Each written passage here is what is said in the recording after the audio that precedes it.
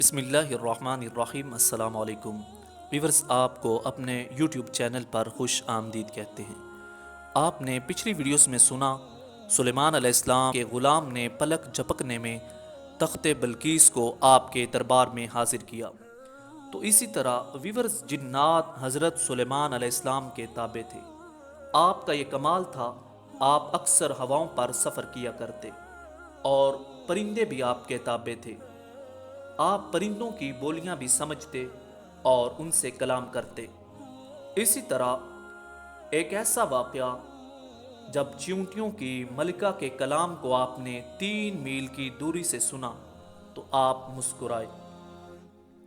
اور چیونٹیوں کی ملکہ کے کلام میں کیا حکمتیں تھیں اور سلیمان علیہ السلام کیوں مسکرائے، اس دلچسپ واقعے کو سننے کے لیے ضروری ہے آپ اس ویڈیو کو آخر تک ملاحظہ کریں۔ اور جنہوں نے ابھی تک ہمارے چینل کو سبسکرائب نہیں کیا وہ چینل کو سبسکرائب کریں اور بیل آئیکن کو پریس کریں۔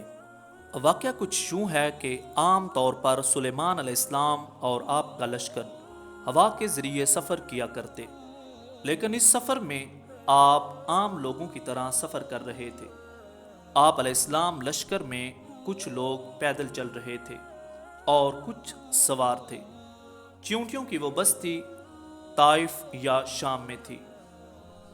چیونٹیاں اپنی بلوں سے باہر نکلی ہوئی تھیں۔ سلیمان علیہ السلام اور ان کا لشکر ابھی 3 میل کی دوری پر تھا تو چیونٹیوں کی ملکہ، جس کا نام طاقیہ تھا، وہ لنگڑی تھی۔ اس نے 3 میل کی دوری سے سلیمان علیہ السلام کے لشکر کو آتا ہوا دیکھا اور لشکر کو دیکھتے ہی اس نے دوسری چیونٹیوں سے کہا، چیونٹیوں، تم اپنے گھروں میں داخل ہو جاؤ، سلیمان علیہ السلام اور ان کا لشکر آ رہا ہے، کہیں بے خبری میں وہ لشکر تمہیں کچل نہ ڈالے۔ تو سلیمان علیہ السلام نے جب چیونٹی کی ملکہ کے اس کلام کو سنا تو آپ مسکرائے اور آپ نے اس کے کلام کو 3 میل کی دوری سے سن لیا۔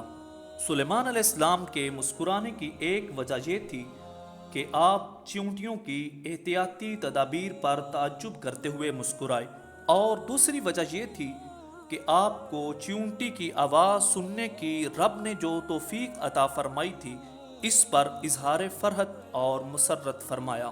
چیونٹی کے کلام کی ایک وجہ یہ تھی کہ اس نے کہا کہ تمہیں لشکر رونب نہ ڈالے، کہ تم لشکر کے قدموں کے نیچے نہ آ جاؤ۔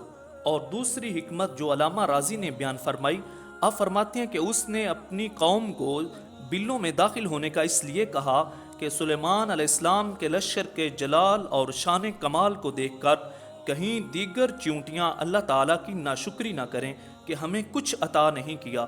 فرمایا اس سے یہ ہمیں ایک سبق ملا کہ دنیا داروں کی محافل میں کم جایا جائے تاکہ ان کے مال و متاع سے تمہارے دل میں لالچ نہ آئے۔ اور ویورز، امید کرتا ہوں آپ کو ہماری آج کی یہ ویڈیو پسند آئی ہوگی۔ السلام علیکم۔